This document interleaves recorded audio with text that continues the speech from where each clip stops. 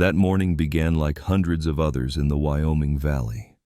The miners woke up on time, drank their coffee, skimmed the newspaper, and stepped out of their homes believing this was just another ordinary workday.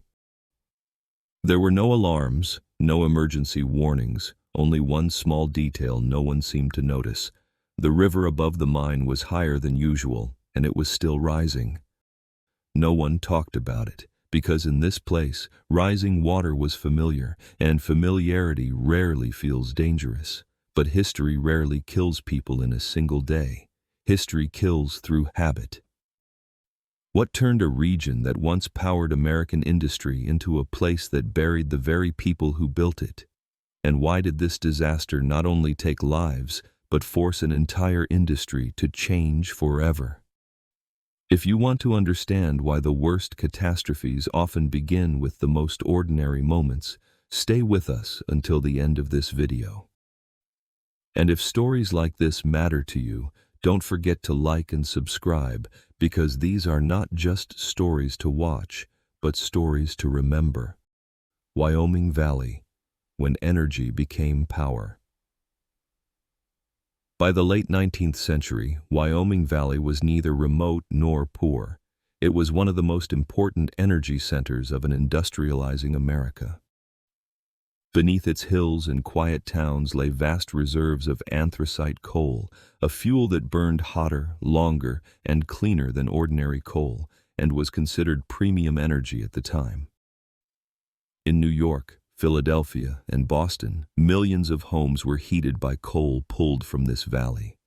Factories ran, railroads crossed state lines, and entire cities along the East Coast depended directly on energy extracted from Wyoming Valley. For decades, coal was not just fuel.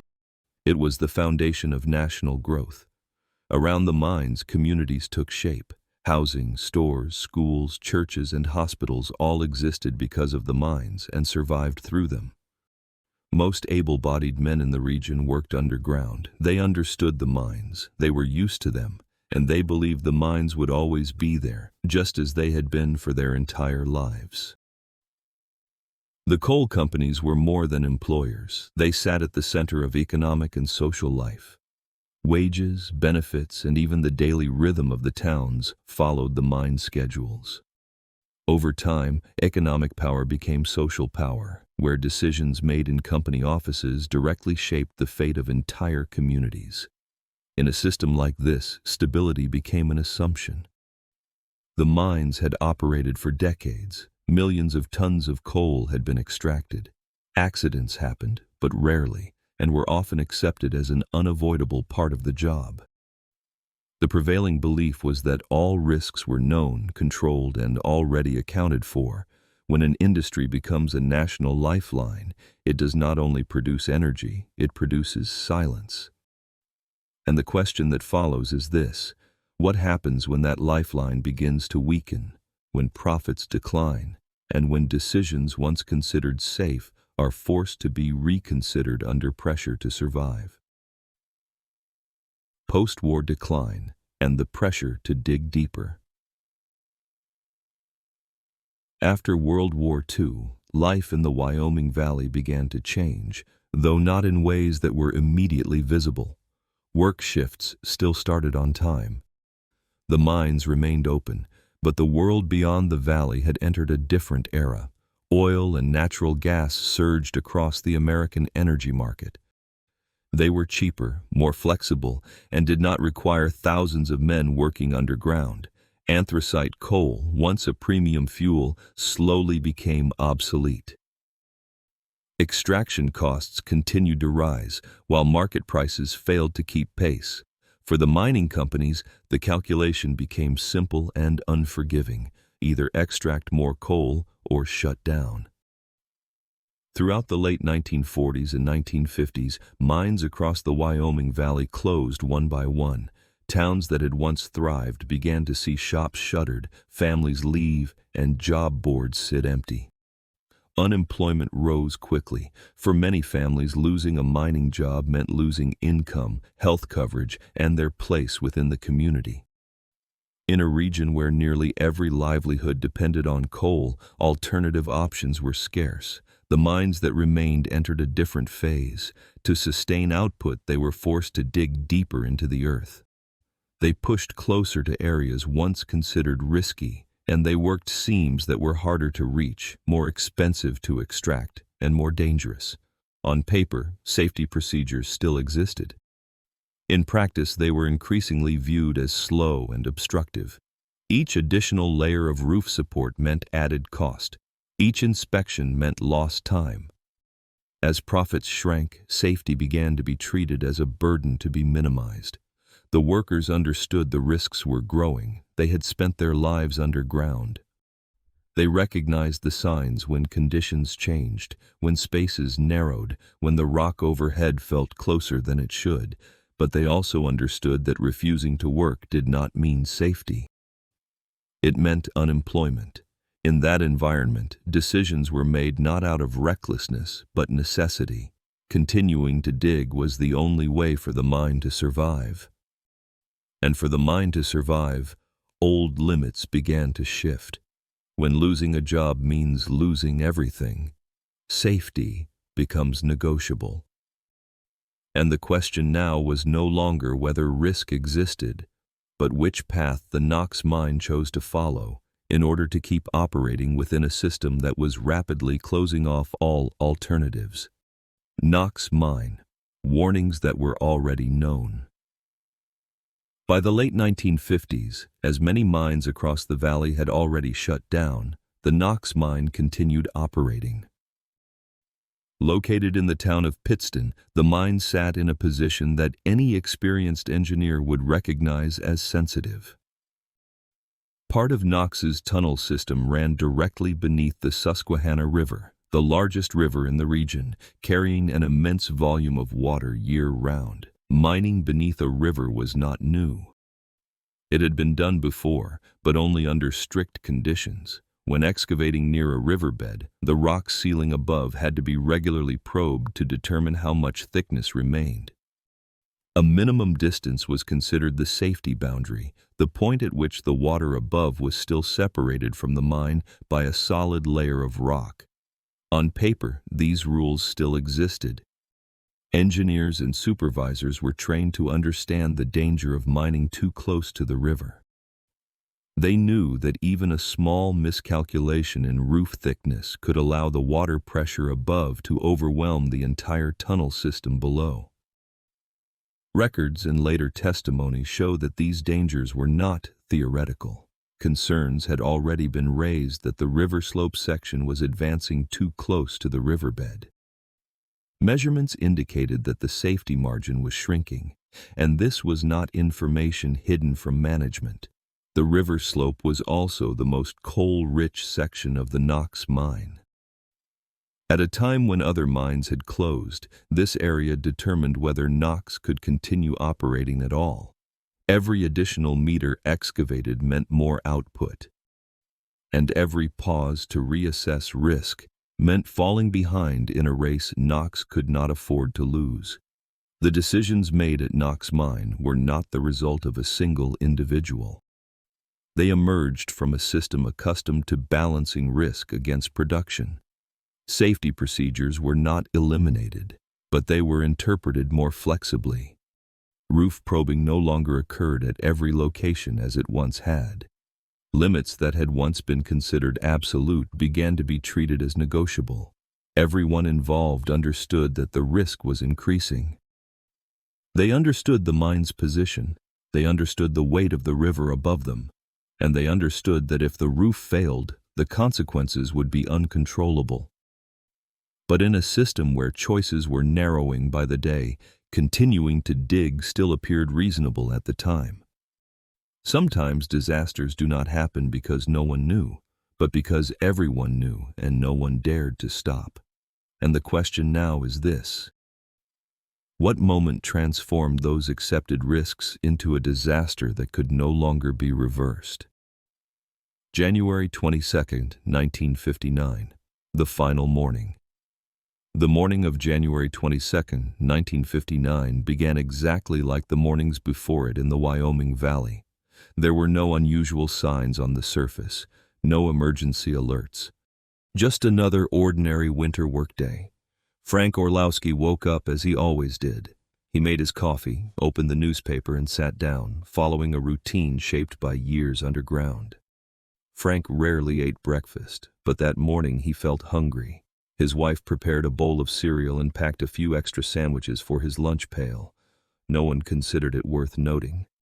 On another bus route, Samuel Altieri rode to work alongside his wife. They sat together as usual, sharing a familiar stretch of road before each stepped off at their respective stops. A brief goodbye. A routine promise to see each other later. There was no reason to think this would be the last time. Below ground, Joseph Stella entered the Knox mine to carry out a routine inspection. He was familiar with the maze of tunnels that stretched beneath Pittston.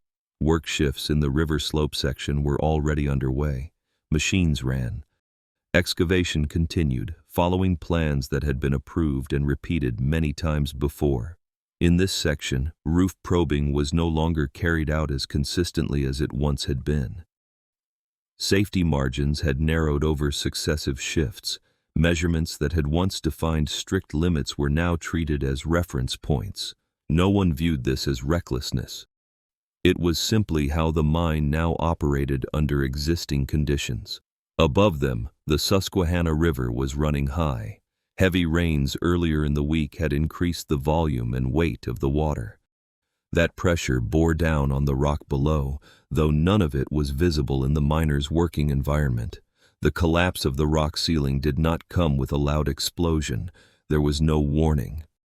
Only the sudden failure of the final barrier. Water from the Susquehanna River surged into the mine in an instant. The tunnel system began to fill. At the surface, the river started to churn violently at a single point, as though the ground beneath it had vanished. A powerful whirlpool formed, pulling down mud, debris, and chunks of ice carried by the floodwaters. The river began to consume the mine beneath it. There was no explosion, no warning, only the sound of water. The escape in the dark. The water rose quickly, not in waves, not in stages, just a steady increase, minute by minute, filling tunnels that had been designed for air, not floodwater.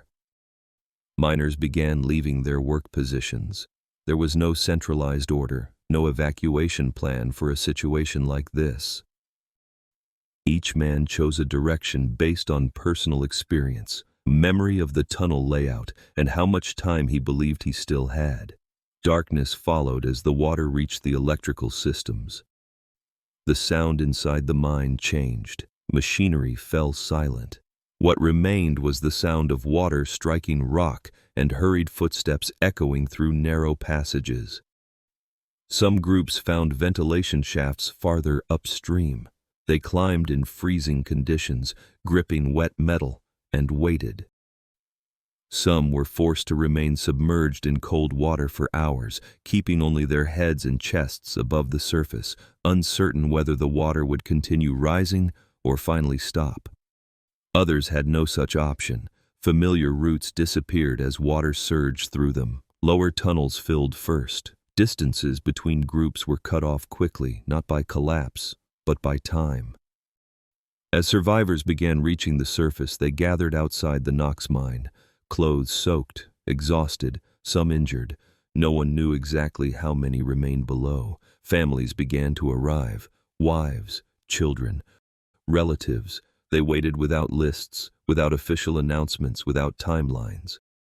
Information spread through whispers, through the expressions of those who had escaped, and through the absence of those who had not. The number 12 began to surface, not as confirmation, but as a void. Those who did not return, those no one saw emerge from the tunnels. In disasters, silence can be more terrifying than screams.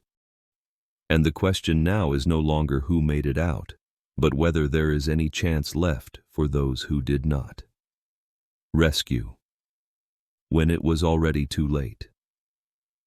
On the surface, the response was immediate. Not because there was time, but because standing still was not an option. The breach beneath the river had to be sealed, or the entire mine system would continue to drown. Along the banks of the Susquehanna River, efforts began in the only way still available. Rail cars were pushed into the whirlpool, bales of hay, timber, large rocks. Anything that could be gathered was thrown into the collapsing point in the hope of slowing the flow. The river did not stop. It swallowed everything dropped into it, crushing the debris and pulling it out of sight. Even the heaviest objects made no visible difference during the first hours.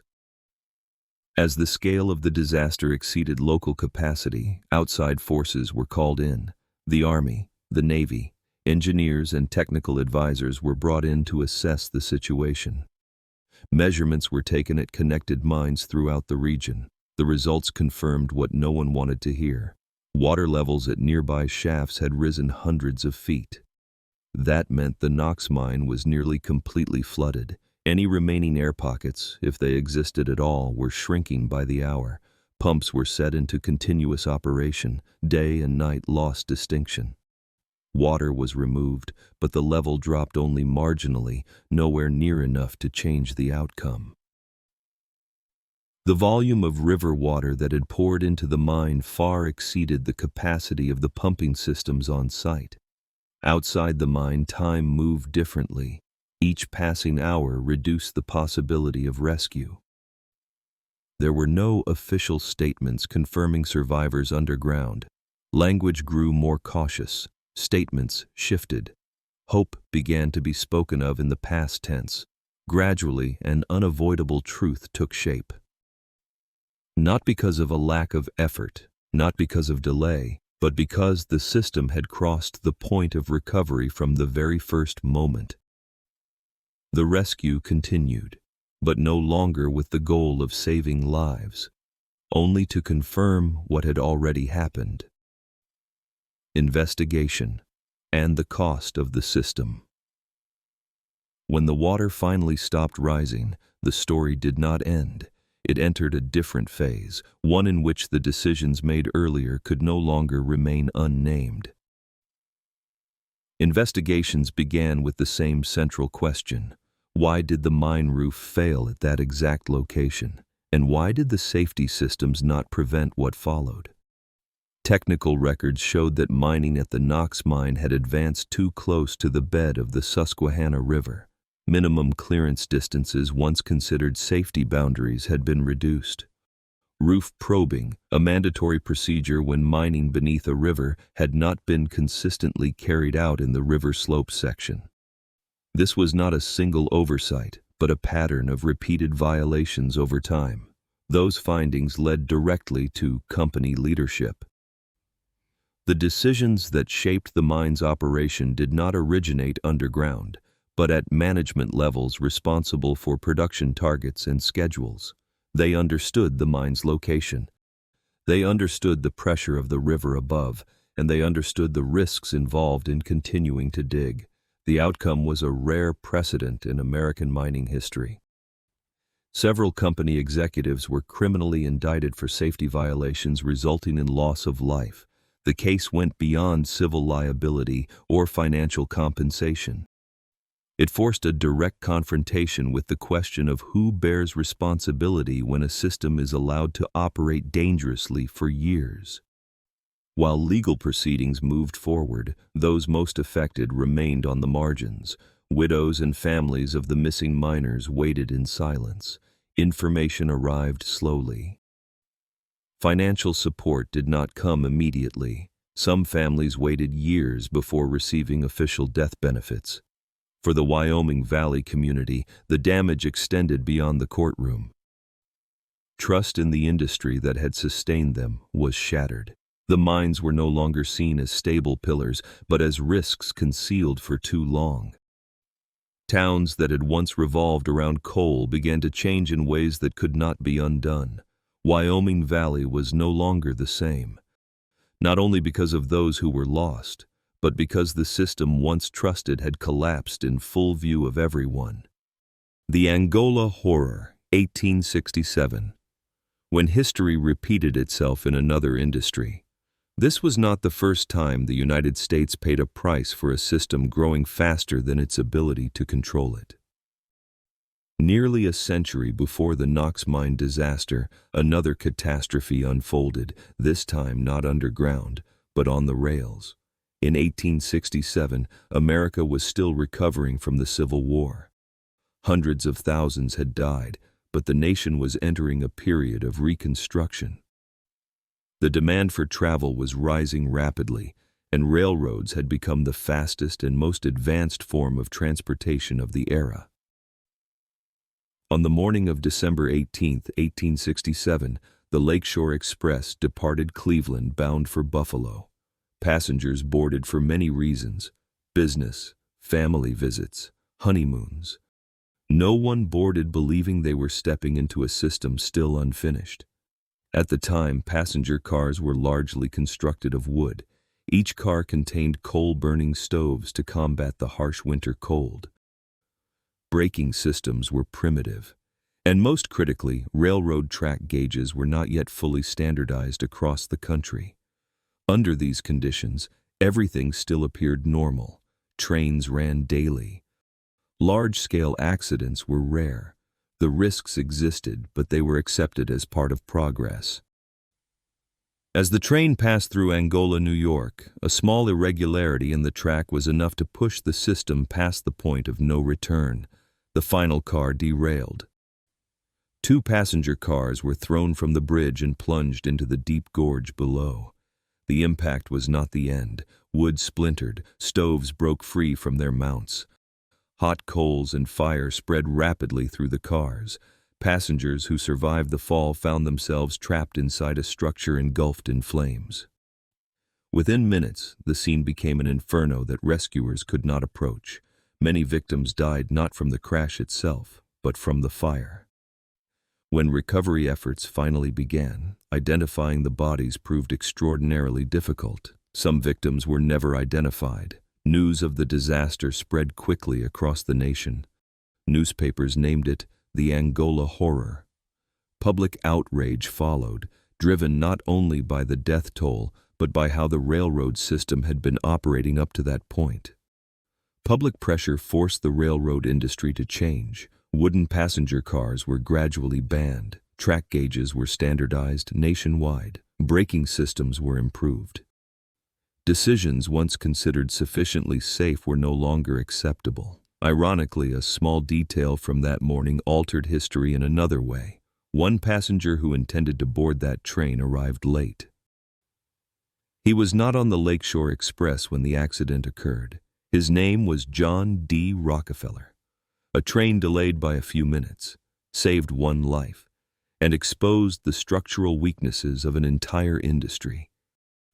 2 disasters, 2 different eras, one beneath the ground, one on the rails. The Knox mine and the Angola Horror differ in form, but not in nature. Both unfolded within systems under pressure to grow. Profits had to be maintained, schedules had to be met, and familiar risks gradually became acceptable.